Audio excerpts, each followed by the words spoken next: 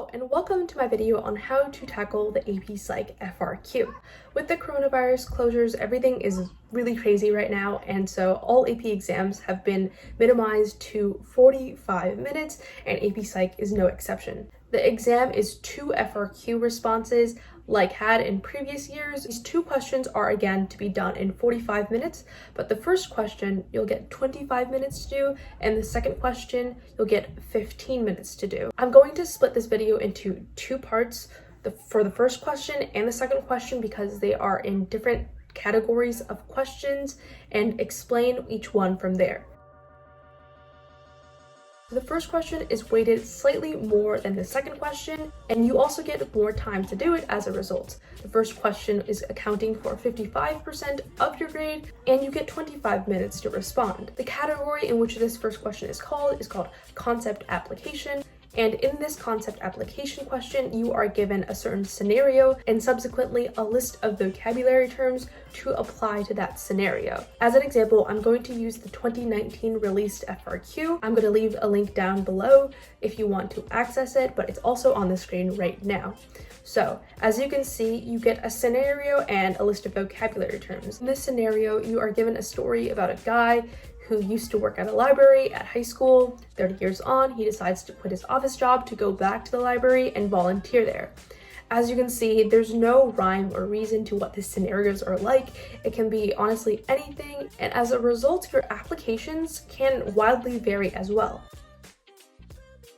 So let's jump into the structure of an CAQ. First, you want to define the term. That's pretty self-explanatory. Just be able to define the term in your own words.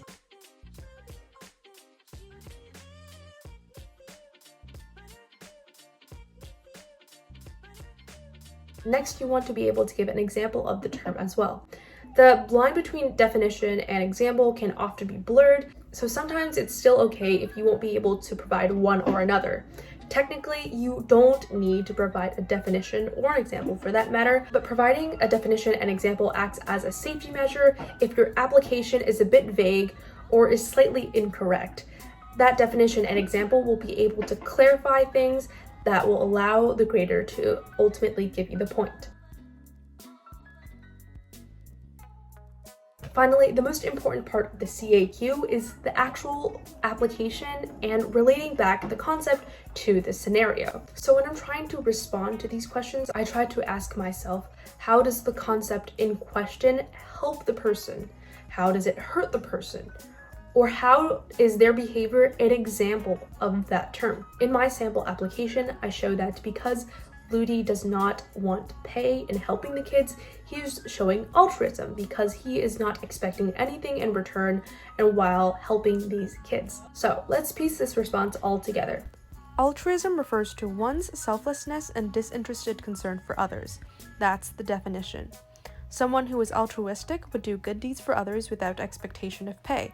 That's the example. Ludi is showing altruism by giving up his desk job and thus pay to help disadvantaged kids. His volunteer work shows he is being unselfish and thus altruistic. That's the application. As you can see, my example answers the third question, how is Y person's behavior an example of X term, but you only need to answer one of these questions to get the point. So let's work with another example, this time with Broca's area. Broca's area is a part of the frontal lobe and controls functions pertaining to speech. That's the definition.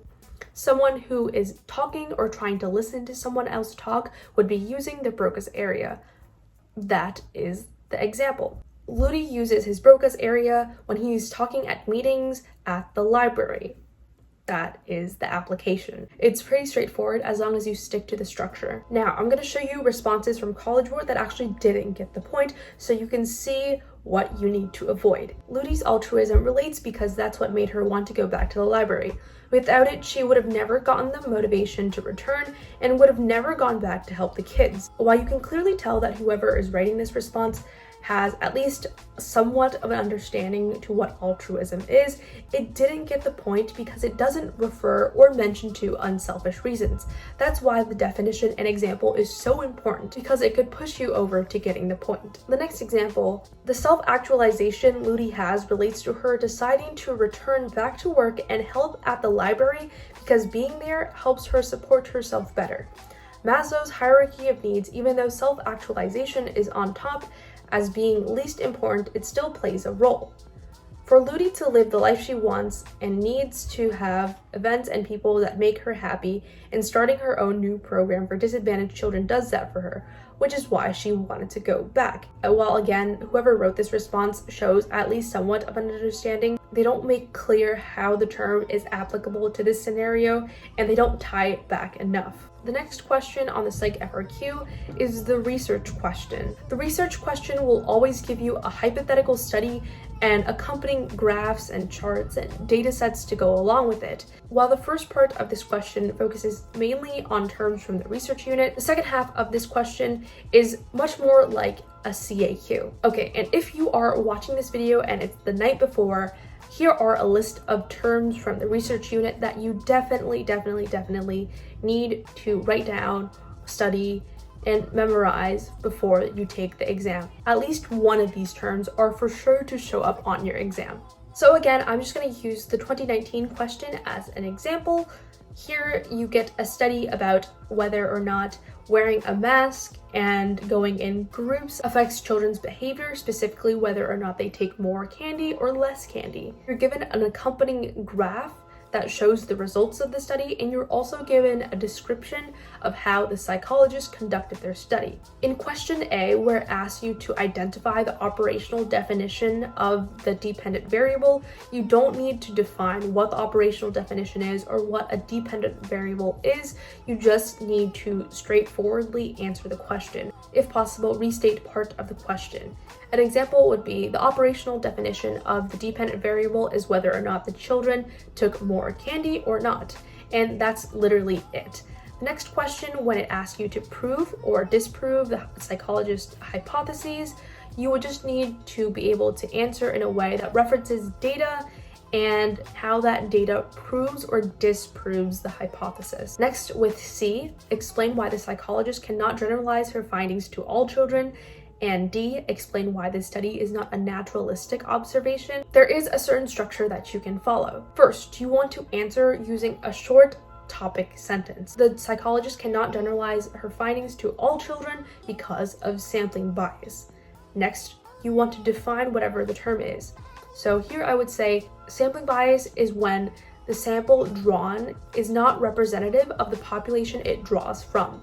That's my definition. Finally, I'm going to explain why this is relevant. If sampling bias is not representative of the population it draws from, why is this significant into the generalization of all children?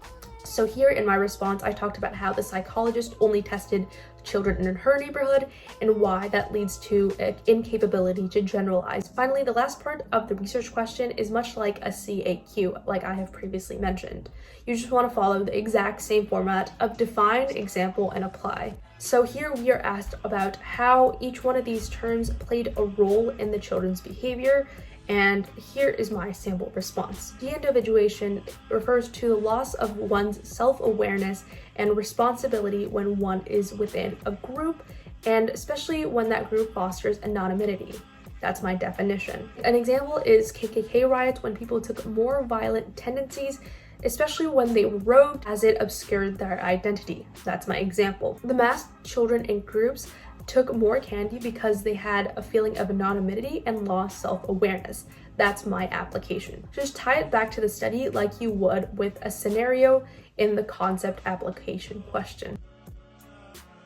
Some closing tips on how to deal with the psych FRQ is that previously released FRQs are your Bible. Practice, practice, practice. Honestly, you might see some terms on the 2020 exam that you've already practiced with the previously released exams. Look at the scoring guidelines and look at sample responses. Look at what the graders are looking for and then grade your practice responses accordingly. Next, no real writing skills are required for the psych FRQ. This is not a Lang essay. Get straight to the point, don't fluff anything, but also write in full sentences. Finally, like any other FRQ, you might want to try timing yourself just in case you need to get used to the new timing format of this year's exam. And that's it. I hope this helped.